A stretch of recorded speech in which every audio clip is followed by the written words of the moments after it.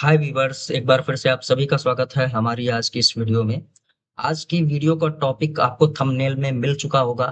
आज की ये जो वीडियो है आप लोगों के लिए एक डेमो वीडियो है। काफी लोग कहते हैं कि सर कोर्स लेना है लेकिन एक डेमो वीडियो चाहिए, तो यूट्यूब पर मैं अपनी क्लास से निकाल करके लेसन 4, जिसमें मैंने कैपेसिटर और इंडक्टर दोनों पढ़ाए हैं, बिल्कुल डीप नॉलेज है और जबरदस्त नॉलेज है। सरल भाषा में आपको समझाया गया है कि कैपेसिटर और इंडक्टर क्या होता है। मैं गारंटी लेता हूं कि कभी भी कहीं भी आपने किसी भी इंस्टीट्यूट को ज्वाइन किया होगा, आपको इतनी सरल भाषा में नहीं समझाया गया होगा। इस वीडियो को देख करके आप बिल्कुल डिसाइड कर सकते हैं कि आपको हमारा कोर्स लेना चाहिए या हमारी क्लासेस ज्वाइन करनी चाहिए या नहीं करनी चाहिए। हमारा अगस्त बैच कमिंग सून जो कि शुरू हो चुका है, आज उसका चौथवा यानी कि लेसन नंबर 4 था, यानी आज चौथी क्लास थी। अगर आज इस वीडियो को देखने के बाद अभी भी आप चाहते हैं हमारे इस कोर्स को ज्वाइन करना, तो ये उसका सिलेबस है। और यहाँ पर हमारी ये वेबसाइट है जिसका लिंक हमारी इसी वीडियो के डिस्क्रिप्शन बॉक्स में मिल जाएगा। इस कोर्स का प्राइस यानी इन क्लासेस का जो प्राइस है 3100 रुपए है। अगर आपके पास इतना पैसा नहीं है तो अब बाय विद इंस्टॉलमेंट आप इस पर जा सकते हैं। 1600 रुपए और 1600 रुपए दो बार में आप 1600 करके दो बार में पेमेंट कर सकते हैं। पहली बार 1600 देंगे तो 20 दिनों के लिए होगा। फिर दूसरी बार जब 1600 देंगे तो यहाँ पर जो रिकॉर्ड वीडियो है वो उनकी वैलिडिटी 1 साल हो जाएगी। ऐसे करके आप हमारे बैचेस को ज्वाइन कर सकते हैं और बेहिचक ज्वाइन कीजिए, क्योंकि जो नॉलेज मैं इतने पैसे में 3100 रुपए में दे रहा हूं वो कहीं भी किसी भी ऑनलाइन प्लेटफॉर्म पे या किसी भी ऑफलाइन इंस्टीट्यूट में आपको नहीं मिलने वाला है। तो सबसे पहले आज की ये वीडियो देख लीजिए, ये आपके लिए डेमो है, मेरी तरफ से तोहफा है। आप इसको देखिए, अपने नॉलेज को बढ़ाइए। पसंद आए तो एक लाइक कर देना, नए हैं तो सब्सक्राइब कर देना, अपने दोस्तों को शेयर कर देना और एक प्यारा सा नीचे कमेंट कर देना। चलिए देर ना करते हुए इस वीडियो को शुरू करते हैं। हमारे मोबाइल के मदरबोर्ड में सबसे ज्यादा यूज होने वाला कंपोनेंट कैपेसिटर। देखेंगे मोबाइल में तो पूरे मोबाइल में सबसे ज्यादा कैपेसिटर का यूज होता है। कहीं ये पैरेलल में लगा हुआ मिलेगा, कहीं ये आपको सीरीज में लगा हुआ मिलेगा। सबसे पहले कैपेसिटर दिखता कैसे ये आपको दिखा दें। इसकी जो है बॉडी उभरी हुई होती है, ब्राउन बॉडी होती है और दो सिल्वर पोल होते हैं।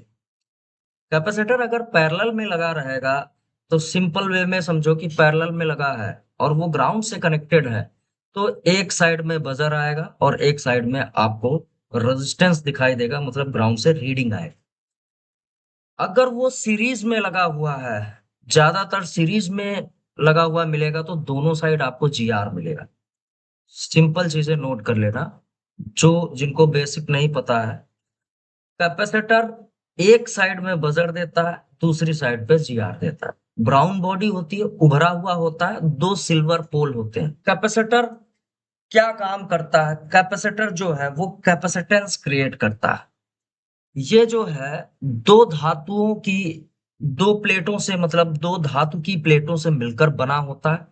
बीच में इसके डाई इलेक्ट्रिक मटेरियल भरा हुआ होता है। जैसे ये कैपेसिटर है आपका, तो यहाँ दोनों साइड जो है आपको कंडक्टिव प्लेट्स मिलेंगी और बीच में इसके डाई इलेक्ट्रिक पदार्थ मटेरियल जो है वो भरा हुआ होता है। इसमें कोई भी जो एसएमडी कैपेसिटर होगा, इसमें कोई भी वायर कम्युनिकेशन, मतलब वायर नहीं जुड़ा होता है, कोई भी तारे नहीं होती हैं। ये काम क्या करता है? ये जो है बिल्कुल आपके बैटरी जैसा काम करता है। जो आपकी बैटरी होती है उसके जैसा काम करता है। बैटरी क्या काम करती है? वो चार्ज को स्टोर करती है, यानी एनर्जी को स्टोर करती है और जरूरत पड़ने पर उस एनर्जी को डिस्चार्ज करती है, मतलब उस ऊर्जा को डिस्चार्ज करती है। इसके बीच में जो है एनर्जी स्टोर होती है। कैपेसिटर अगर पैरेलल में लगा हुआ है, जिस लाइन पे भी लगा हुआ होगा, तो लाइन को स्टेबल करने के लिए वो पैरेलल में लगाया जाता है। मतलब लाइन में अगर वोल्टेज की कोई भी हलचल होगी तो उस हलचल को वो बिल्कुल स्टेबल कर देगा। अगर वो सीरीज में लगा हुआ है तो कैपेसिटर का सीरीज में लगाने का मुख्य उद्देश्य जो मोबाइल में होता है वो होता है फ्रीक्वेंसी को पास करना ना। एक तरीके से ऐसे बोल सकते हैं कि फ्रीक्वेंसी को पास करना और वोल्टेज को रोक देना। कभी कभी ऐसे सर्किट आपके सामने आते हैं जहां पर वोल्टेज प्लस फ्रीक्वेंसी दोनों निकलती है या दोनों इनपुट होते हैं। तो वहां पर अगर वोल्टेज फ्रीक्वेंसी के साथ वोल्टेज इन कर जाएगा तो सर्किट खराब होने के चांसेस है, वो नॉइज क्रिएट कर सकता है वोल्टेज आपका। तो उस कंडीशन में आपका कैपेसिटर सीरीज में लगा दिया जाता है। कैपेसिटर अंदर से खाली होता है तो वो क्या करता है, उसके एक साइड से दूसरी साइड फ्रीक्वेंसी तो जंप कर जाती है, मतलब पास कर जाती है, लेकिन वोल्टेज उसके एक सिरे पर ही रुक जाता है, वोल्टेज पास नहीं करता है। उस कंडीशन में कैपेसिटर को सीरीज में लगाना पड़ता है। जहां पर वोल्टेज की हलचल ज्यादा हो, मतलब कभी कभी वोल्टेज ड्रॉप हो रहे हो, आ रहा हो, जा रहा हो, कम ज्यादा हो रहा हो, उसमें जो है कैपेसिटर का यूज किया जाता है। कैपेसिटर कैपेसिटर क्या करता है, अपने अंदर ऊर्जा को संग्रहित करता है, मतलब स्टोर कर लेता है।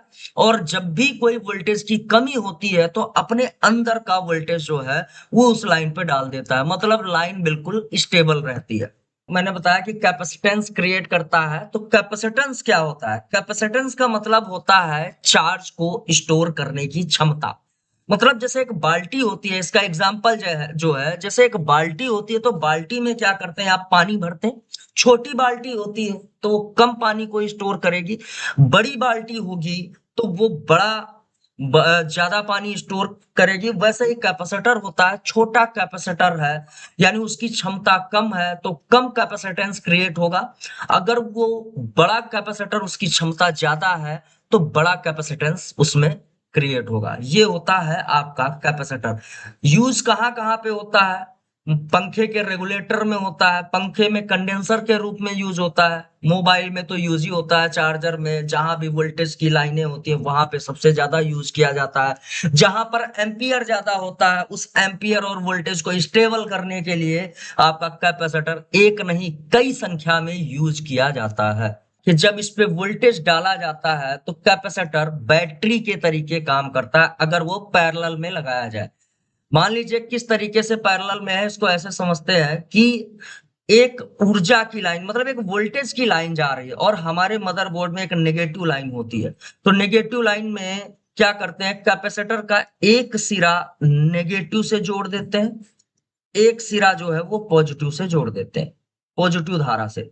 अब यहां अगर इस लाइन में कभी 4 वोल्ट है, कभी 5 वोल्ट है, या थोड़ा बहुत अप डाउन हो रहा है, तो कैपेसिटर अगर 5 वोल्ट का है और लाइन भी आपकी 5 वोल्ट की है, अगर इस 5 वोल्ट की लाइन में अगर थोड़ी सी भी कभी कभी कमी आई तो कैपेसिटर क्या करेगा, अपने अंदर जो ऊर्जा इसने 5 वोल्ट की स्टोर की है वो अपने अंदर की ऊर्जा इस लाइन पे डाल देगा, ताकि इस लाइन में आगे कभी जो भी सर्किट में आउटपुट जा रहा हो या जिस भी सर्किट का इनपुट हो वहां पर कोई भी वोल्टेज की कमी ना हो। लाइन को स्टेबल करने के लिए कैपेसिटर पैरेलली लगाया जाता है।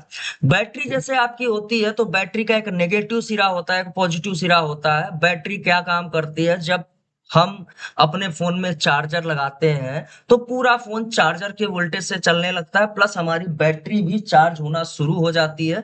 जब चार्जर हटा लेते हैं तो बैटरी क्या करती है, वो अपने अंदर की ऊर्जा जो है फोन में देने लगती है और हमारा पूरा फोन बैटरी की ऊर्जा से ऑपरेट होने लगता है। वैसा ही कैपेसिटर एक छोटी बैटरी जैसा ही होता है।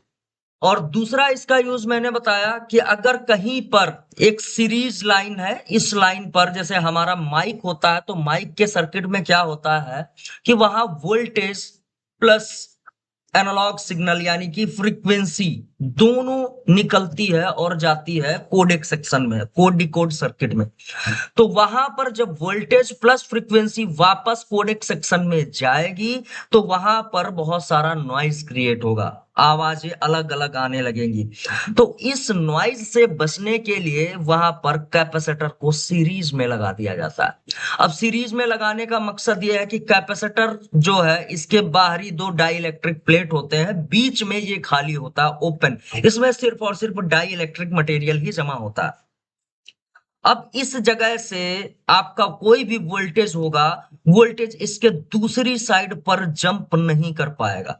लेकिन अगर वही एनालॉग सिग्नल यानी कोई फ्रीक्वेंसी होगी तो फ्रीक्वेंसी कैपेसिटर के दूसरे साइड में पास हो जाती है, वोल्टेज इसी साइड में रह जाता है। तो एक तरीके से ये फिल्टरेशन का काम करता है, यहाँ फिल्टर करने का काम करता है। फिल्टर क्या करता है, ये वोल्टेज को स्टॉप करता है और फ्रीक्वेंसी को पास कर देता है। तो हमारे मदरबोर्ड में दो टाइप से कैपेसिटर का यूज किया जाता है, एक पैरेलली और दूसरा आपका सीरीज में। जहां पैरेलली इसका यूज किया जाएगा वहां वोल्टेज की लाइन को स्टेबल करने के लिए किया जाएगा, और जहां सीरीज में इसका यूज किया जाएगा वहां फ्रीक्वेंसी को पास कराने के लिए इसका यूज किया जाएगा। क्लियर हो गया? सबकी समझ में आया सर इतना कैपेसिटर कैसे कैसे काम करता है? चलिए इसका एक सिमुलेशन दिखाता हूं किस तरीके से कैपेसिटर एनर्जी को स्टोर करता है। अब देखते हैं, यहाँ पर एक जैसे बैटरी ले लिया, ध्यान से समझना, एक एलईडी ले लिया। अभी हम क्या करेंगे, एक यहाँ पर स्विच भी ले लेते हैं, स्विच को इंपोर्ट करते हैं। स्विच यहाँ पर हमने जोड़ लिया और वायर से इन सारी चीजों को कनेक्ट करेंगे। एक यहाँ पर कनेक्शन दे देते हैं, फिर एक यहीं से ये कनेक्शन और ये जोड़ दिया। ये वेबसाइट सबको मिल गई है, मैंने दे दिया था। किस किस ने यूज किया? मैंने किया सर। चलिए देखिए, स्विच को ऑन करते हैं। बैटरी हमारी 9 वोल्ट की है, एलईडी हमारी ग्लो कर रही है, पूरे 9 वोल्ट से एलईडी हमारी ग्लो कर रही है। अभी जैसे इस स्विच को कट करेंगे, यहाँ पे देखेंगे एलईडी हमारी बिल्कुल बंद हो गई। अचानक ही चालू होगी और अचानक ही बंद होगी, यानी कि अभी यहाँ पर क्या है, जैसे वोल्टेज का कट ऑफ करते हैं वैसे एलईडी बंद हो जाती है। लेकिन यहाँ पर अगर हम कोई एक कैपेसिटर लगा दे तो ये चीजें अचानक बंद नहीं होंगी। यहाँ पर जैसे हम स्विच को ऑन करते हैं, कैपेसिटर क्या करता है, वो चार्ज होना शुरू हो जाता है, और जैसे ही स्विच बंद करेंगे, अब देखना यहाँ पे क्या हो रहा है। जैसे ही वोल्टेज हटा लेते हैं वैसे ही थोड़ी देर बल्ब जो है वो कैपेसिटर के अंदर चार्ज एनर्जी से चलता है। ऑन ऑफ अगर हम लगातार करते रहें, स्विचिंग करते रहें, तो ये बल्ब कभी बंद नहीं होगा और बैटरी की खपत भी होती है। एक तरीके से बैटरी को ज्यादा चलाने के लिए, यानी अच्छा बैटरी बैकअप लेने के लिए, या फिर अ, अच्छी लाइन स्टेबिलिटी लेने के लिए हमें ज्यादा मात्रा में कैपेसिटर का यूज किया जाता है। यही आप देखेंगे जैसे मोबाइल का सर्किट होता है और उसमें पावर आईसी की जो लाइनें होती हैं, जो बक लाइनें होती हैं, जैसे ये पावर आईसी की बक लाइनें हैं, इनमें आप देखोगे इनके आउटपुट में बहुत सारे कैपेसिटर लगाए जाते हैं, बहुत सारे कैपेसिटर।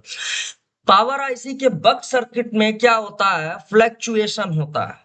वहां पर स्विचिंग होती है तो फ्लैक्चुएशन होता है, और वहां पर बहुत सारे स्पाइक क्रिएट हो जाते हैं, मतलब हलचलें और नॉइज क्रिएट होता है। तो उन नॉइज और हलचलों से, स्पाइक से बचने के लिए यहाँ पर क्या होता है, आपका कैपेसिटर यूज किया जाता है। और एक नहीं, 10 12 12 कैपेसिटर उस लाइन में डाल दिए जाते हैं कि कहीं भी वोल्टेज की कमी ना हो। एक कैपेसिटर की एनर्जी खत्म हुई तो दूसरा कैपेसिटर उसको संभाल लेता है। सारे कैपेसिटर उस लाइन को प्रॉपर स्टेबल बना करके रखते हैं कि कोई भी हलचल ना हो। अगर हलचल हुई तो हमारा फोन रीस्टार्ट मोड में चला जाएगा। ऐसे हमारे मदरबोर्ड में कैपेसिटर का यूज किया जाता है। अभी मैंने बताया कि जितनी बड़ी बाल्टी होगी उतना ही वो पानी स्टोर करेगी। वैसे ही कैपेसिटर में कुछ यूनिट्स होते हैं, उन यूनिट के हिसाब से, मतलब एक तरीके से यहाँ पर छोटी बाल्टी, बड़ी बाल्टी और बड़ी बाल्टी, ऐसे अलग अलग बाल्टी होती हैं, वैसे ही इसमें यूनिट होते हैं। सबसे पहले समझ लेते हैं कैपेसिटर का सर्किट सिंबल क्या है। सर्किट सिंबल जो होता है वो कैपेसिटर का आपका सी होता है, मतलब डिनोटिंग लेटर जो होता है वो सी होता है। सर्किट डायग्राम जो होता है, अगर आप इसका डायग्राम देखेंगे तो इस तरीके से इसका डायग्राम होता है। जो लोग लिख रहे हैं वो अपना लिखते जाएं, इस तरीके से इसका डायग्राम में सिंबल होता है। दिखाते हैं सर्किट इसका सिंबल। जैसे स्कीमेटिक में देखेंगे, जब स्कीमेटिक पढ़ना शुरू करेंगे तो वहां पर कैपेसिटर जो है कुछ इस तरीके से दिखाई देगा आपका। लेआउट में जाएंगे, इसका डिनोटिंग लेटर सी है, इसका डिनोटिंग लेटर सी है, और यहां पर चेक करेंगे तो इसका जो डायग्राम सिंबल है वो कुछ इस तरीके से दिखाई देगा। जैसे यहां पर मैंने सर्च किया, तो देखोगे तो ये एक लाइन फिर एक लाइन और दो लाइनें ऐसी हैं और बीच में खाली छोड़ा जाता है। मतलब जैसे कैपेसिटर का इंटरनल स्ट्रक्चर होता है वैसे ही इसका डायग्राम भी बना के रखा जाता है। ये आपका कैपेसिटर है, डिनोटिंग लेटर इसका सी है, ये चीज याद रखना। अब यहां पर देखोगे तो जैसे रजिस्टर में रेजिस्टेंस को नापने के लिए मापने के लिए ओम में मेजर किया जाता है, वैसे ही इसको मेजर इसका जो मेजरमेंट है उसको फराड में किया जाता है, फराड में। ठीक है। कैपेसिटर का मापन यानी मेजरमेंट कैसे किया जाता है? कैपेसिटर की क्षमता को फराड में मापा जाता है। अब इसमें भी कई सारी इकाइयां होती हैं, सबसे बड़ी यूनिट जो है वो होती है फराड। उससे छोटी यूनिट जो होती है वो होती है माइक्रोफराड, यानी कि यूएफ लिखा हुआ मिलेगा। अगर कहीं पर भी स्कीमेटिक डायग्राम में अगर आपको यूएफ लिखा हुआ मिल जाए, समझो वो फराड से नीचे की सबसे बड़ी यूनिट है। जैसे यहाँ पर यूएफ लिखें तो कैपेसिटर ही आएगा। जैसे 1 यूएफ है तो ये 1 माइक्रोफराड है।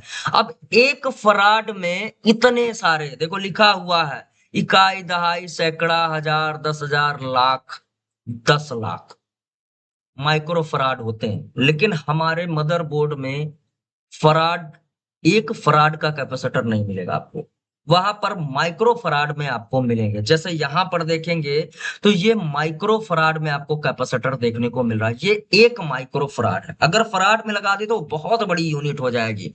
और इसकी क्षमता जो है इस कैपेसिटर की वो 10 वोल्ट तक स्टोर करने की क्षमता है। मतलब 1 माइक्रो फराड का है, 10 वोल्ट एनर्जी को स्टोर कर सकता है। और 20% टॉलरेंस यानी कि इस वैल्यू में 20% का कम ज्यादा हो सकता है। समझ में आ रहा है जो चीज बताई जा रही है? यहां पर बोलते जी हैं सर। बस। तो ये सबसे बड़ी माइक्रो फराड, ये सबसे बड़ी यूनिट होती है। ठीक है। उससे छोटी यूनिट जो होगी वो होगी आपकी नैनो फराड। यानी ये बड़ी यूनिट बड़ा भाई, उसका छोटा भाई नैनो फराड। 1 माइक्रो फराड में 1,000 नैनो फराड होते हैं। और फिर उससे छोटी यूनिट जो है वो होती है पीको फराड। 1 नैनो फराड में 1,000 पिको फराड होते हैं। अब समझो यहां पर 1 फराड में 10 लाख माइक्रो फराड हो गए। फिर 1 माइक्रो फराड में 1,000 नैनो फराड। और 1 नैनो फराड में 1,000 पिको फराड होते हैं। ये कैपेसिटर को मापने की एक इकाइयां है, मतलब कैपेसिटर का मेजरमेंट है। इस तरीके के छोटी बाल्टी बड़ी बाल्टी ऐसे करके वहां पर हमारे मदरबोर्ड में लगाई जाती है। कहाँ से चेक कर पाएंगे, कैसे चेक कर पाएंगे? तो आप नॉर्मल मल्टीमीटर से इसको जो है चेक नहीं कर पाएंगे, इसका मेजरमेंट नहीं कर पाएंगे। जैसे आपका जो मल्टीमीटर होता है उसमें सिर्फ और सिर्फ रेजिस्टेंस चेक किया जा सकता है, उसमें कैपेसिटेंस चेक करने का कोई ऑप्शन नहीं है। काफी मल्टीमीटर ऐसे हैं जिसमें कैपेसिटर को चेक करने के लिए एक यूनिट दी जाती है, सिर्फ और सिर्फ नैनो फराड। ठीक है। तो वहां पे नैनो फराड वाले कैपेसिटर को आप चेक कर सकते हैं, लेकिन वहां पर भी कुछ लिमिट्स हैं, उससे ज्यादा की यूनिट आप चेक नहीं कर सकते हैं। इसको चेक करने के लिए आपके पास एलसीआर मीटर होना चाहिए। एलसीआर मतलब इंडक्टर, कैपेसिटर और रेजिस्टेंस चेक करने वाला मीटर, वो मीटर अलग से आता है।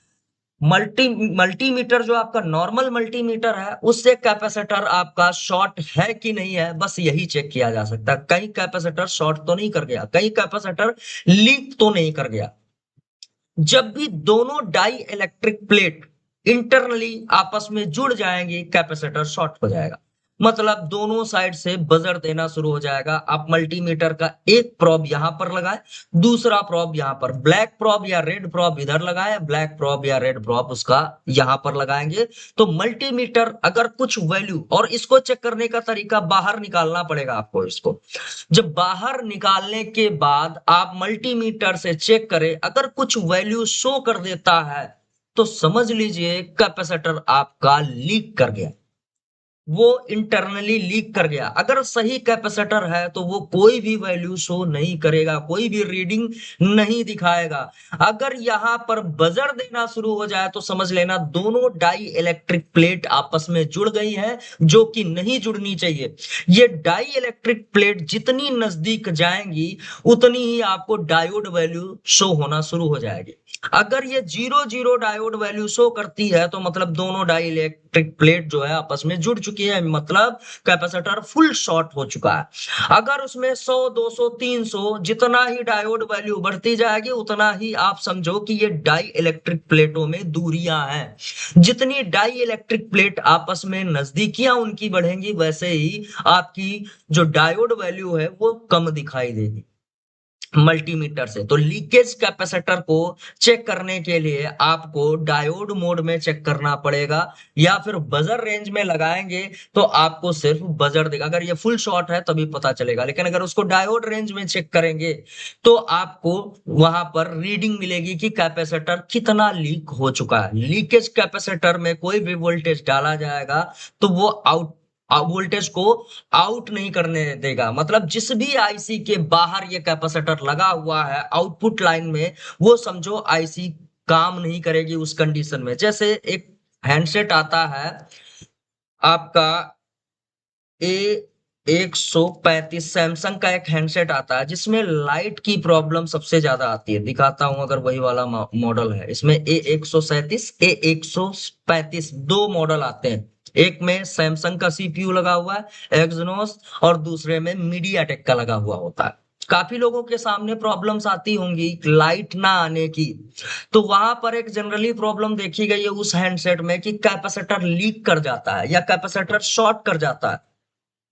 लीकेज की कंडीशन में आपकी लाइट नहीं आती है, ग्राफ आता रहता है। शॉर्ट की कंडीशन में हो सकता है हैंडसेट हीट करे, फोन ही चालू ना हो। ऑन कर दिखाते हैं, एक बार खुल जाने दीजिए। बातें समझ में आ रही हैं? जी सर। जी सर। बिल्कुल सिंपल सरल भाषा में समझा रहा हूं। यहाँ पे मैं बहुत ज्यादा थ्योरी का यूज नहीं कर रहा हूं, मैं वैसी चीजों का यूज कर रहा हूं जो आपके दिमाग में बैठे। जैसे ये वाली आईसी है, यहाँ पर देखोगे दो बड़े बड़े ये कैपेसिटर आपको दिखाई देंगे। ये दो बड़े बड़े कैपेसिटर दिखाई देते हैं ना। इसकी एक लाइन ये जो है लाइट के लिए एक आउटपुट लाइन है, जो कि एनोड की लाइन होती है, जो एलईडी को पॉजिटिव वोल्टेज सप्लाई करती है। तो ये पॉजिटिव वोल्टेज जो लगभग 22 वोल्ट के आसपास होती है इस लाइन पे चलती है। यहाँ पर एक ये वाला कैपेसिटर हमेशा जो है वो लीक कर जाता है। कभी कभी फुल शॉर्ट भी रहता है और कभी कभी लीक कर जाता है। इसकी वजह से ये आईसी गर्म होती रहती है, या फिर ये वाली क्वाइल जो है वो फट जाती है, अंदर से बिल्कुल ब्रेक कर जाती है। ऐसी सिचुएशन में आपके फोन में लाइट नहीं आती है। आई होगी, बहुत सारे लोगों के सामने ऐसी प्रॉब्लम्स आई हैं कि नहीं आई इस मॉडल में? जी सैमसंग के। सर, मैं कल ही किया हूँ सर, जी ये सर। यही हाँ, प्रॉब्लम। जी सर। कल ही मैंने भी किया है। हैंडसेट एक मेरे पास सैमसंग का आया था, उसमें भी कल ही मैंने एक भी ठीक किया, इसलिए मुझे याद था। तो मेरे में वैसी कॉइल हीट होना चालू हो गया था। हाँ, बहुत सारी सिचुएशन आ सकती है। मेरे पास जो था वो हैंडसेट ही ऑन नहीं हो रहा था, उसमें लाइट आईसी जो है वो लाइट और ग्राफिक दोनों का सेक्शन उसी में इंटीग्रेट किया गया है, तो वो गर्म हो रही थी। तो जब चेक किया तो कस्टमर ने बताया, रिटेलर ने, कि इस पे जो है चार्जिंग नहीं हो रही। लेकिन वो चार्जिंग कहाँ से हो जब फोन ही ऑन नहीं है? फोन ऑन तो हुआ, वाइब्रेट कर रहा था, उसके बाद वो बंद हो जा रहा, क्योंकि उसमें लाइट सेक्शन में प्रॉब्लम है। ये कैपेसिटर जो है फुल शॉर्ट होने की वजह से हैंडसेट को ऑन नहीं होने दे रहा था। जब चेक किया एनोड की लाइन में, जब हीटिंग चेक की, जब मैंने वीपीएच चेक किया, अभी वो सारी चीजें नहीं समझ में आएंगी, हो सकता ना समझ पाए, तो वीपीएच चेक किया तो वहां लीकेज दिखा रहा था। तो जब वीपीएच पे वोल्टेज डाला तो यहाँ पे हीटिंग हुई, तो देखा तो ये कैपेसिटर लीक था। बाहर निकाला, उसकी रीडिंग ली, उसकी वैल्यू 175 170 थी। मतलब ऑटो रीडिंग आ रही थी। जैसे ही आप दोनों साइड पे डायोड रेंज में लगा करके एक साइड इधर लगाएं और एक साइड इधर लगाएंगे तो वो दिखाता है 172 75 दिखा रहा था, मतलब ये लीक कर गया। अगर वो 0 0 दिखा दे मतलब फुल शॉर्ट, मतलब इस तरफ का जो डाई इलेक्ट्रिक प्लेट है जो भी धातु की प्लेट है वो उधर जा करके जुड़ रही है, और ये इधर ऐसा नहीं कि ये इधर से सिमट जाएगी, कैपेसिटर का साइज वही रहेगा, अंदर अंदर जुड़ जाती है, मतलब वो शॉर्ट कर गया, प्लस और माइनस दोनों आपस में जुड़ गए। हालांकि ये नॉन पोलराइज्ड कंपोनेंट है, अगर पोलराइज्ड है तो समझो बैटरी का पॉजिटिव नेगेटिव से जुड़ चुका है, और वैसी सिचुएशन में इस लाइन में जो भी वोल्टेज बनता है वो इस जगह से आउट होकर के डिस्प्ले कनेक्टर पे जाता है। तो यहां अगर ये लीक रहेगा तो कोई भी वोल्टेज बाहर जाने नहीं देगा। मींस अगर कोई भी एक मोटर है जो कि पानी निकालने का काम करती है, अगर उसके मुंह को बंद कर दिया जाए तो मोटर हीट करेगी कि नहीं करेगी, गर्म होगी कि नहीं, अगर उसके आउटपुट को रोक दिया जाए, होगी ना। जी सर। तो वही जी सिचुएशन यहां पर भी होती है, क्योंकि ये कैपेसिटर ग्राउंड से अटैच हो गया, लीक कर गया, तो वैसी सिचुएशन में आईसी अपना आउटपुट बाहर नहीं निकाल पा रही और वो गर्म हो रही, थोड़ी देर और चलेगी तो हो सकता है आईसी ही खराब हो जाए। चूंकि वहां पर थर्मल सेंस वाले सर्किट लगाए गए हैं तो वो क्या करते हैं, पूरे सर्किट को ही डिसेबल करा देते हैं, इसलिए आईसी सुरक्षित बच जाती है। नहीं तो पूरा सर्किट डिस्ट्रॉय हो जाए, जल जाए पूरा सर्किट, वहां चार्जर लगाओगे स्टॉप करा दिया जाएगा, बैटरी का सर्किट जो है वो भी डिसेबल करा दिया जाता है। अब बीक्यूआईसी के अंदर से जहां से वीपीएस बनता है उसको कट ऑफ करा दिया जाता है, कि वीपीएस पास होना बंद हो जाता है। तो इस तरीके से आपका कैपेसिटर जो पैरेलली लगा हुआ है अगर वो लीक कर गया तो प्रॉब्लम्स क्रिएट करेगा। अभी सीरीज की बात कर लेते हैं, जैसे यहाँ पर कोई भी माइक सेक्शन को ओपन कर ले, पैरेलली समझ में आ गया, जहां जहां पे कैपेसिटर यूज होगा किस तरीके से यूज होता है, लाइन की स्टेबिलिटी को। और यहाँ पर ये दो कैपेसिटर क्यों लगाए गए हैं ये भी समझ लेते हैं, इतने बड़े बड़े कैपेसिटर लगे हुए हैं, दो कैपेसिटर तो यहाँ पर क्यों लगाए गए हैं, दरअसल इनको बोलते हैं लोड कैपेसिटर। इन्हीं से हो करके एनोड की लाइन डिस्प्ले कनेक्टर तक पहुंचती है। जब कभी ये आईसी जो है अगर इसका वोल्टेज ड्रॉप होगा तो ये काफी बड़े बड़े कैपेसिटर होते हैं और काफी क्षमता वाले, 10 20 वोल्ट के कैपेसिटर होते हैं, मतलब एक कैपेसिटर 10 से 20 वोल्ट स्टोर कर सकता है अपने अंदर, दूसरा कैपेसिटर भी 10 से 20 वोल्ट स्टोर कर सकता है। तो जब आईसी अपने आउटपुट में इसमें कोई भी अगर हलचल होगी, कम ज्यादा होगा, तो ये कैपेसिटर अपने अंदर की एनर्जी को उस लाइन में झोंक देंगे। लेकिन ये बहुत ज्यादा टाइम तक ऐसा नहीं कर सकते हैं, कुछ माइक्रो सेकेंड तक ही ये काम कर सकते हैं, बाकी ये डिस्चार्ज हो जाएंगे। लेकिन चार्ज कब होते हैं, जब आईसी दोबारा से वोल्टेज बनाती है तो ये अपने आप को चार्ज कर लेते हैं, और जब इस लाइन में वोल्टेज की कमी होती है तो अपने अंदर का वोल्टेज डिस्चार्ज कर देते हैं। ऐसे कैपेसिटर यहां पर काम करते हैं, इसीलिए ये बड़ी बड़ी बाल्टियां इनमें पानी भर के रखा गया है कि आगे पानी की कमी होगी तो इनके अंदर से पानी निकाला जाएगा, और दोबारा से जब ये आईसी पानी यहां पर भेजेगी तो ये फिर से अपने अंदर को फुल कर लेंगे। क्लियर है, समझ में आ गया एकदम सरल भाषा में। जी सर। जी सर। दूसरा इसका यूज बताते हैं, जैसे माइक सर्किट में कैपेसिटर का यूज किया जाता है। क्यों यूज किया जाता है, आपने देखा होगा माइक में एक पॉजिटिव की लाइन होती है, अभी माइक जब पढ़ाएंगे वो तो बाद में समझ में आएगा। माइक में एक पॉजिटिव की लाइन होती है, इस लाइन में क्या होता है, ये लाइन नीचे जाती है माइक में जुड़ती है जाकर के, इस लाइन से आपकी एनालॉग सिग्नल माइक से आती है, जो भी आप बोलते हैं ना उसको एक फ्रिक्वेंसी फॉर्म में माइक रिकॉर्ड करता है, कैप्चर करता है और इस लाइन से भेजता है। लेकिन माइक में प्रॉब्लम यह है कि उसके अंदर एक कॉइल लगी होती है, उस कॉइल पर जब तक वोल्टेज नहीं डाला जाएगा तब तक वहां पर उस कॉइल में मैग्नेटिक फील्ड जनरेट नहीं होगा, और मैग्नेटिक फील्ड जनरेट नहीं होगा तो वो किसी भी साउंड सिग्नल को कैप्चर नहीं कर पाएगी, मतलब जो आप बोल रहे हैं उस आवाज को माइक कैप्चर नहीं कर पाएगा। जब मैग्नेटिक फील्ड जनरेट होता है तो माइक सारी आवाजों को खींचता है अपने अंदर, कभी कभी उन आवाजों के साथ कुछ अनवांटेड नॉइज भी आ जाती है, दूसरा वोल्टेज भी, चूंकि कॉइल लगी है तो वोल्टेज भी दूसरे सिरे से आ जाता है, इस लाइन पर वोल्टेज भी आ जाएगा। तो उस वोल्टेज को रोकने के लिए अगर वो वोल्टेज आपका माइक के अंदर पहुंच गया, इस मतलब इस आईसी के अंदर, यहाँ पर कोडेक सेक्शन है, उस कोडेक सेक्शन में उस साउंड सिग्नल को डिकोड किया जाता है और डिजिटल फॉर्म में आगे भेजा जाता है, हो सकता है ये चीज आपको अभी ना समझ में आ रही हो, जब कोडेक पढ़ाएंगे तो बिल्कुल समझ में आएगा कि माइक से कैसे एनालॉग सिग्नल जनरेट होता है और कैसे उसको डिजिटल में बदला जाता है। तो ये जो इस लाइन से एनालॉग सिग्नल आया, मतलब जो आपने बोला था उसको जो माइक ने जो भी बना के भेजा है उसमें वोल्टेज भी साथ साथ दौड़ के आ जाता है, तो वो वोल्टेज इसी सिरे पर रोक दिया जाता है।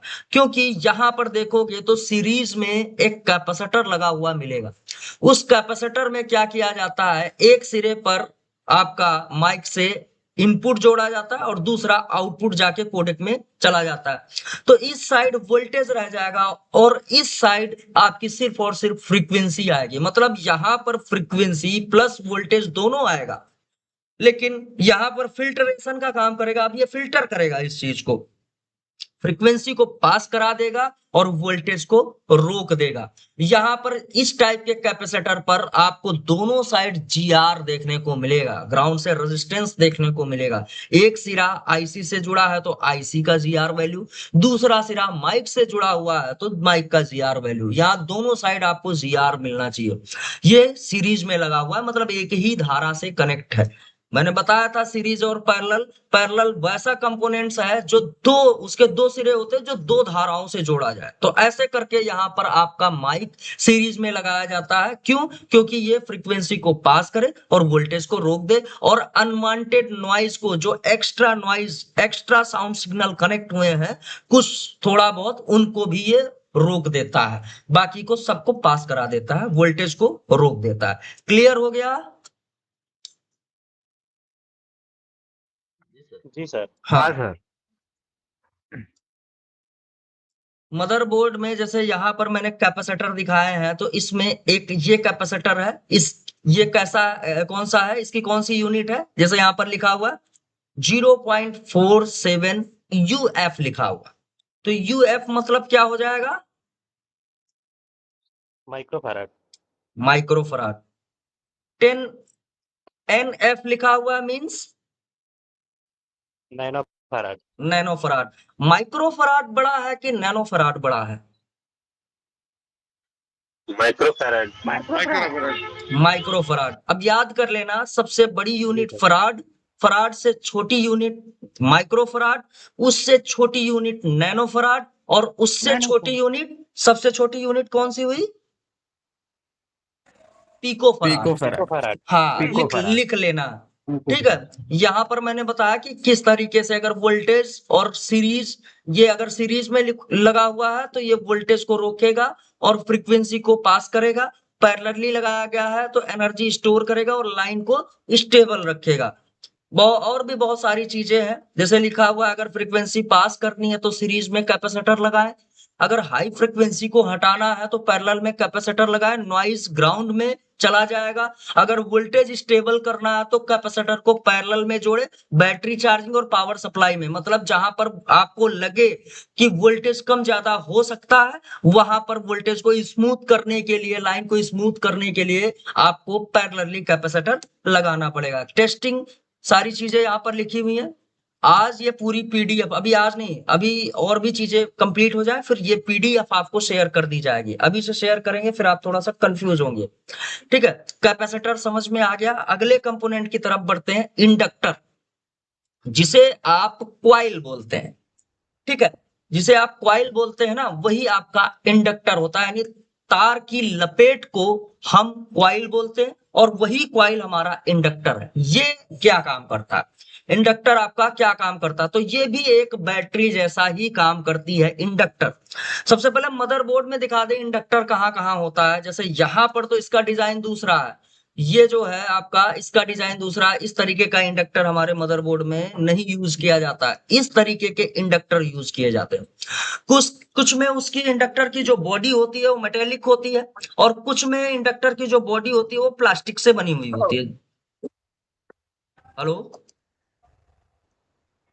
किसी का माइक जो है वो ओपन है, अगर ऑन करे तो प्लीज उसको ऑफ भी कर दे, मनोज जी। हाँ, ध्यान से देखिए, इंडक्टर यहां पर देखेंगे तो ये जो इनकी बॉडी बनी हुई है वो प्लास्टिक से बनी हुई है। जैसे ये वाला इंडक्टर है तो मेटेलिक है, यानी कि इसमें जो है ये धातु से बनाया गया है। ठीक है, धातु से इसकी बॉडी बनी है, इसकी प्लास्टिक से बनी है, लेकिन इसके अंदर क्या है, कॉपर वायर लपेटी गई है। ठीक है, एक तार जो है वो लपेटी गई है। इंडक्टर क्या करता है, बैटरी जैसा ही काम करता है। वो क्या करता है, एनर्जी को स्टोर करता है, एनर्जी को स्टोर करता है, लेकिन मैग्नेटिक फॉर्म में। वो जब भी उसके अंदर वोल्टेज का इनपुट दिया जाता है, वो अपने अंदर एनर्जी को स्टोर करता है मैग्नेटिक फॉर्म में, एक मैग्नेटिक फील्ड जनरेट हो जाता है। इंडक्टर क्या करता है, बैटरी के तरीके ही चार्ज होता है, लेकिन धीरे धीरे। और ये क्या करता है, अचानक से बैटरी के मतलब आउटपुट में अचानक से करंट का निकलना और बंद होना अचानक से नहीं होने देता है। मतलब ये जैसे आपने अगर इस पे कोई भी वोल्टेज डाला, तो ये धीरे धीरे क्या करेगा, उसको आउटपुट में निकालेगा, धीरे धीरे निकालेगा, और फिर क्या करेगा, अपने अंदर मैग्नेटिक फॉर्म में एनर्जी को स्टोर कर लेगा। अगर आपने यहाँ पे कट ऑफ किया, तो आउटपुट में अचानक से करंट ना, मतलब अचानक से करंट गायब हो जाए, इस चीज का विरोध करता है, इस चीज को रोकता है। मतलब एक सरल भाषा में अगर समझें, तो अगर इंडक्टर में वोल्टेज डाला जाए, वोल्टेज डालने के बाद इसके अंदर से वोल्टेज पास कराया जाए, तो ये क्या करता है, वोल्टेज को आउटपुट में धीरे धीरे बढ़ाता है, और फिर अचानक से गायब नहीं होने देता। अगर आप यहाँ पर लाइन का कट ऑफ कर देंगे, तो अपने अंदर आउटपुट में वोल्टेज तो बढ़ाता है, लेकिन अपने अंदर मैग्नेटिक फॉर्म में वोल्टेज को स्टोर भी कर लेता है। फिर क्या करता है, जब कट ऑफ हो जाता है बैटरी का या सोर्स का, पावर इनपुट का कट ऑफ होता है, तो अपने अंदर से जो स्टोर की गई एनर्जी, जो मैग्नेटिक फॉर्म में इसने एनर्जी को स्टोर किया, वो धीरे धीरे छोड़ता है।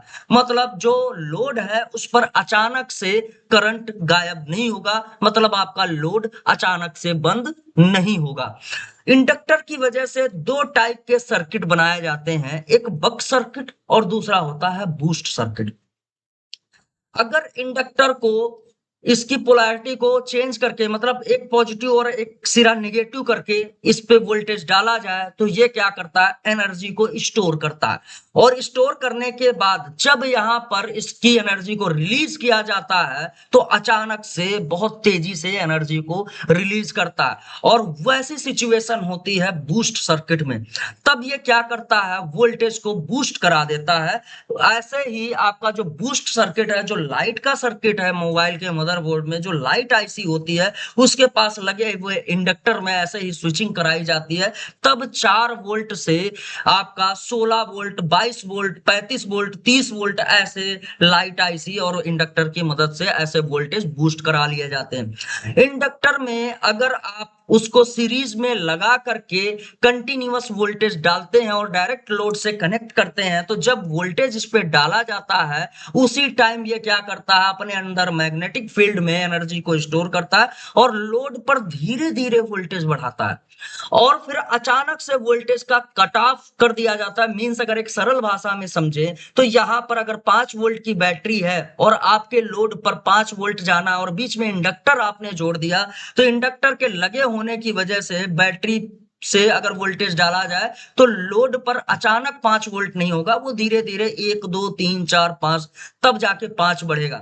लेकिन अगर उसको 3 वोल्ट पर कट ऑफ कर दिया जाए, तो यहां पर वो क्या करेगा, 3 वोल्ट आउटपुट से फिर धीरे धीरे धीरे धीरे 2 और 1 तक पहुंचेगा। यही एक तरीका, यही एक सर्किट जो है यूज किया जाता है बक कन्वर्टर में। इंडक्टर पे ऐसे ही स्विचिंग कराई जाती है, तब जाके आपका बक कन्वर्टर बनता है, जो कि स्टेप डाउन सर्किट कहलाता है। मतलब वो ज्यादा बड़े वोल्टेज को तोड़ करके, ऐसे सर्किट, ऐसे इंडक्टर की मदद से बड़े वोल्टेज को तोड़ करके छोटा किया जाता है। ये आपका होता है इंडक्टर। अब ये इंडक्टर आपके मदरबोर्ड में कहां कहां लगाया गया, देखो ये मैंने यहाँ पे बताया कुछ इस तरीके से इसका एनिमेशन है कि जैसे ही बैटरी का 5 वोल्ट हम लोड पर डालते हैं, तो ये क्या करता है, यहां से जब एनर्जी पहुंचती है, तो ये अपने अंदर क्या करता है, मैग्नेटिक फॉर्म में एनर्जी को स्टोर करने लगता है। प्लस यहाँ पर जो लोड है उस पर अचानक नहीं, धीरे धीरे वोल्टेज को बढ़ाता है। कभी 2 हुआ, फिर 3 होगा, फिर 4 होगा, और तब जाके 5 वोल्ट पहुंचता है। अगर यहां पर आप वोल्टेज का कट ऑफ कर देंगे, तो ये वोल्टेज 5 वोल्ट से फिर धीरे धीरे धीरे धीरे धीरे जा करके कम हो जाता है, ऐसे वोल्टेज जो है यहाँ पर घटता है। तो इस तरीके से यूज किया जाता है बक कन्वर्टर में। इस तरीके से इंडक्टर का यूज बक कन्वर्टर में किया जाता है। बक कन्वर्टर कहाँ लगे हुए होते हैं, जरा इसको सबसे पहले समझ लेते हैं। हमारे मदरबोर्ड में जो भी पावर आईसी होती है या जो भी चार्जिंग आईसी होती है उसके पास बक कन्वर्टर लगाए जाते हैं। ये आपकी पावर आईसी है, इसके पास जैसे ये कॉइल लगी हुई है, ये एक बक कन्वर्टर का हिस्सा होती है। ये क्या करती हैं, बैटरी जितने वोल्टेज को तोड़ करके उनको छोटा करती हैं। मतलब वोल्टेज को घटाने का काम, जब इन पर स्विचिंग होती है तो आउटपुट में इनके एक सिरे पर पूरा वोल्टेज डाला जाता है और स्विच को चालू बंद किया जाता है, और इनके दूसरे सिरे से वोल्टेज कम होकर के आगे पास करा दिया जाता है। ऐसे ही ये जो आपकी चार्जिंग आईसी है, इसका जो इनपुट है वो 5 वोल्ट होता है, और इसके एक सिरे पर स्विचिंग कराई जाती है, कॉइल लगी हुई है, मतलब बक कन्वर्टर है यहाँ पर। इसके एक सिरे पर स्विचिंग कराई जाती है पूरा 5 वोल्ट डाल करके, और दूसरे सिरे पर आप चेक करेंगे तो वोल्टेज आपको घटा हुआ मिलेगा। मतलब 4.2 वोल्ट हाई और या फिर 3.7 वोल्ट लो रहता है। 3.7 से 4.2 वोल्ट यहाँ पर आपको देखने को मिलेगा। यहाँ पर स्टेबिलिटी तब आएगी जब आप बैटरी को कनेक्ट करके रखेंगे। तो ऐसे यहाँ पर बक कन्वर्टर काम करते हैं। अगर इसी जगह पर देखें तो इसी तरीके की एक इंडक्टर यानी क्वाइल इस आईसी के पास लगी हुई है, सेम साइज है, सेम डिजाइन है, लेकिन ये यहाँ पर आपकी बूस्ट क्वाइल है, और वहां पर जो मैंने बताया है बक कन्वर्टर है यानी बक सर्किट है, और ये जो क्वाइल है ये भी बक क्वाइल है। और यहां पर आप देखेंगे इस जगह पे तो ये जो क्वाइल लगी हुई है ये आपकी बूस्ट क्वाइल है, और ये जो सर्किट बना हुआ है ये आपका बूस्ट सर्किट है। अब ये कैसे काम करता है, इस पर क्या करते हैं, पहले इस क्वाइल को चार्ज करते हैं, फिर चार्ज को रिलीज करते हैं। जब जैसे ही वोल्टेज को, करंट को छोड़ा जाता है तो ये इतनी तेजी से करंट को आगे फ्लो कराती है तो वोल्टेज हो जाते हैं बूस्ट। यानी कि आप एक कोई मोटर हो जो पानी को बाहर निकाल रहे हो, उसमें एक बड़ी सी पाइप लगा करके अगर उसके मुंह को बंद कर दें थोड़ी देर के लिए, और जब वो पाइप पूरी फुल हो जाए तो जब हम उसके मुंह को छोड़ते हैं तो काफी तेजी से पानी जो है भागता है, यानी रिलीज करते हैं तो बहुत दूर तक पानी का थ्रो पहुंच जाता है। उसी तरीके से इंडक्टर भी काम करती है, जब उसके आउटपुट को रिलीज किया जाता है तो वो काफी तेजी से वोल्टेज को, करंट को रिलीज करती है, और उसकी वजह से वोल्टेज बूस्ट हो जाते हैं। ठीक है, इसमें और भी कंपोनेंट्स हैं जो इस चीज में काम करने के लिए अहम भूमिका निभाते हैं, जो हमारी अगली क्लासेस हैं उनमें आपको बक कन्वर्टर और बूस्ट कन्वर्टर जो है वो बिल्कुल इजी वे में समझाया जाएगा कि कैसे काम करते हैं। तो यहाँ पर जो है क्वाइल लगी है ये बूस्ट क्वाइल है। अच्छा, इनके इंटरनल स्ट्रक्चर में भी डिफरेंसेस होते हैं। किस तरीके के डिफरेंसेस होते हैं, जैसे बक सर्किट है, ये आईसी लगी हुई है, ये आपका बूस्ट सर्किट है। यहाँ से वो एनोड की लाइन, जैसे आपके लाइट सेक्शन में बूस्ट सर्किट होता है, यानी जो लाइट आईसी होती है एक तरीके का बूस्ट सर्किट होता है। हमारा जो फोल्डर होता है उसपे जो एलईडीज लगी होती हैं उन पे बूस्ट वोल्टेज मिलता है तभी वो ग्लो होती हैं, अदरवाइज बैटरी जितने वोल्टेज से वो ग्लो नहीं करेंगे क्योंकि वो सारी एलईडी सीरीज में लगी हुई होती हैं। तो इस तरीके के बक और बूस्ट सर्किट होते हैं। जो बक क्वाइल होती है उसमें क्या होता है, उसके अंदर जो तार लपेटी जाती है वो मोटी तार होती है, और गेज जो होता है वो मोटा होता है, उसमें मोटाई होती है। और जो बूस्ट क्वाइल होती है उसमें आपका जो कॉपर वायर होता है वो पतला होता है। जब पतला कॉपर वायर लगाते हैं तो वो जो मैग्नेटिक फॉर्म में एनर्जी को स्टोर करती है, तो एनर्जी जब उसकी रिलीज की जाती है तो वहां पर बूस्टिंग हो जाती है। और जहां पर जो मोटा वायर होता है ये क्या करता है, एम्पियर को बढ़ाने के लिए यानी मोटा तार डालते हैं तो यहाँ पर एम्पियर बढ़ जाता है। तो जब हम वोल्टेज को बक करते हैं तो वोल्टेज तो कम हो जाता है लेकिन हमारा एम्पियर हाई होता है। और यहाँ पर पतली तार डालते हैं यानी वोल्टेज तो बूस्ट हो जाता है लेकिन हमारा एम्पियर कम रहता है। तो जो बक क्वाइल है और जो बूस्ट क्वाइल है उसमें सिर्फ और सिर्फ उसके इंटरनल स्ट्रक्चर में एक ही फर्क है, वहां पर जो तार होता है उसका गेज मोटा और पतला होता है। ये होती है हमारी बक और बूस्ट क्वाइल। ठीक है, दोनों का काम मैंने बता दिया है। जो बक क्वाइल है वो बक सर्किट के साथ लगाई जाएगी, यानी वोल्टेज को बक करेगी यानी घटाएगी, बड़े वोल्टेज को तोड़ करके छोटा किया जाएगा। और बक सर्किट वहां पर लगाए जाते हैं जहां पर हैवी वोल्टेज को तोड़ करके बहुत छोटा करना हो, वहां पर बक सर्किट लगाए जाते हैं। बूस्ट सर्किट वहां पर लगाए जाते हैं जहां मिनिमम वोल्टेज को बढ़ा करके बहुत बड़ा बनाना हो, जैसे कि 4 वोल्ट से 40 वोल्ट बनाना हो, बूस्ट सर्किट का यूज किया जाता है। ऐसे सर्किट हमारे मोबाइल के मदरबोर्ड में देखने को भी मिलते हैं। कहाँ कहाँ यूज होता है वो बता दिया है, वोल्टेज घटाना बढ़ाना ऐसे में इंडक्टर का यूज होता है। बैकलाइट सर्किट में आपके ग्राफिक यानी कि एलसीएम सर्किट में जो एलसीएम ड्राइवर होता है जिसे हम ग्राफिक आईसी बोलते हैं, ठीक है, एलयूबी आईसी बोलते हैं, उस सर्किट में बूस्ट कॉइल का यूज किया जाता है। चार्जिंग सेक्शन में बक कॉइल का यूज किया जाता है और पावर आईसी के सेक्शन में पावर आईसी के साथ बक कॉइल्स का यूज किया जाता है। इसको चेक कैसे करेंगे, सबसे पहले ये समझ लेते हैं। इसके पहले ये समझ लेते हैं कि इसका सर्किट सिंबल क्या है। ये आपका सर्किट सिंबल है, डिनोटिंग लेटर एल से इसको डिनोट किया जाता है। कभी कभी पीएल करके लिखा होगा, यानी वो बड़ी कॉइल होगी और वो बताया जाएगा कि पोलराइज्ड कॉइल है, हालांकि उसको उठा करके दोनों साइड में चेंज कर सकते हैं, लेकिन स्कीमेटिक पीएल के नाम से लिखता है, मतलब पोलराइजेशन बता रहा है कि ये पोलराइज्ड कॉइल है। कभी कभी कॉइल के ऊपर आपको निशान भी देखने को मिलता है, एक छोटा सा निशान भी देखने को मिल जाएगा। जैसे यहाँ पर कोई है तो जैसे लाइट आईसी के पास देखेंगे एक छोटी सी बिंदु बनी रहती है, देखा कि नहीं देखा आप लोगों ने? छोटी सी बिंदी बनी रहती है, जी मतलब सर। वो हाँ मार्किंग जी दिखाती है सर। कि ये पोलराइज्ड कॉइल है, लेकिन हम उसको किसी भी दिशा में लगा सकते हैं, चल जाता है ना हमारा काम। जी सर। लेकिन इंजीनियर का कहना है कि जिस साइड उसका मार्किंग है आपको उसी साइड लगाना चाहिए, तो हमें वैसे ही लगाना चाहिए। माइक कभी कभी जो 2 पिन वाला होता है वो दोनों दिशा में काम कर लेता है, लेकिन कभी कभी उल्टा लगा देते हैं तो आवाज थोड़ी सी कम आने लगती है, जबकि उसमें तारे पॉजिटिव निगेटिव होती हैं। तो इसमें अगर मार्किंग दी हुई है तो आपको मार्किंग के साइड ही लगाना चाहिए, कुछ ना कुछ साइड इफेक्ट हमेशा रहेगा। तो इसका जो डिनोटिंग लेटर है वो एल है। जैसे मदरबोर्ड में हम बोर्नियो स्कीमेटिक में चेक करें, जैसे यहाँ पर ये एल लिखा हुआ है तो ये आपका इंडक्टर है, मींस कॉइल है, ठीक है। यहाँ पर एल लिखा हुआ है तो ये आपका कॉइल है। अगर इसके नंबर को कॉपी करके स्कीमेटिक में डालें तो इसका सर्किट सिंबल भी आ जाएगा। इस तरीके का ये जो घूम घूम के बना हुआ है, इस तरीके का अगर सर्किट सिंबल बनता है तो वो आपका इंडक्टर या फिर कॉइल है। अब इसमें भी मेजरमेंट करने के लिए दिया हुआ है कि कैसे इसका मेजरमेंट करेंगे। तो जो कॉइल होती है उसको हम हेनरी में मेजर करते हैं, हेनरी में, ठीक है, हेनरी में मेजर करते हैं। और इसके भी कई सारे यूनिट होते हैं, जैसे कि यहाँ पर सबसे बड़ा यूनिट हेनरी होता है, फिर उससे छोटा जो है वो यूएच होता है, मतलब माइक्रो हेनरी। जहां यू लिखा हो उसको एम से पढ़ते हैं, जैसे यहाँ पर यू लिखा हुआ है तो ये आपका माइक्रो हेनरी है, और कहीं कहीं आपका एनएच लिखा हुआ मिल जाएगा, मींस नैनो हेनरी है, ठीक है। ऐसे करके इसके जो है इसमें भी यूनिट्स होते हैं, जैसे कि कैपेसिटर में होते हैं, सेम वैसे ही इसमें भी यूनिट होते हैं।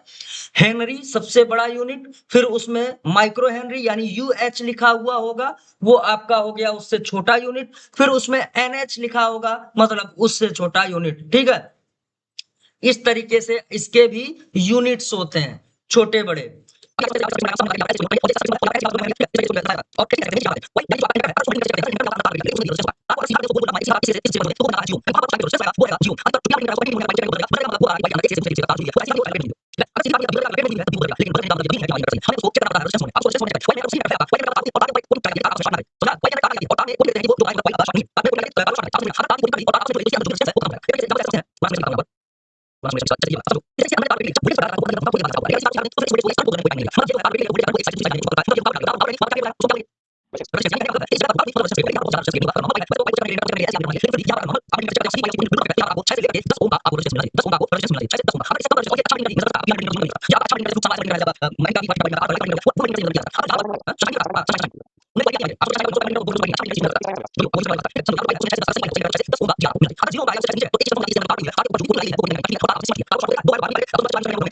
सस्ती वाली।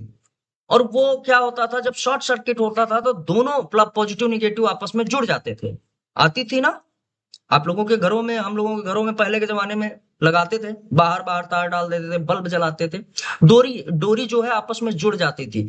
मतलब समझो डोरी के ऊपर एक प्लास्टिक की कोटिंग होती है, अंदर कॉपर खुला रहता है, प्लास्टिक कट गया समझो डोरी आपस में जुड़ गई। वैसे ही यहां पर भी होता है, इंडक्टर में कोटिंग लगाई गई है, वो कोटिंग कट गई, मींस आपस में जुड़ गई। और आपस में जुड़ी जब, तो उसके अंदर फिर कोई रेजिस्टेंस रहेगा क्या? रेजिस्टेंस रहेगा? नहीं सर। नहीं रहेगा, उसके नहीं अंदर रहता। कोई भी रेजिस्टेंस नहीं रहेगा।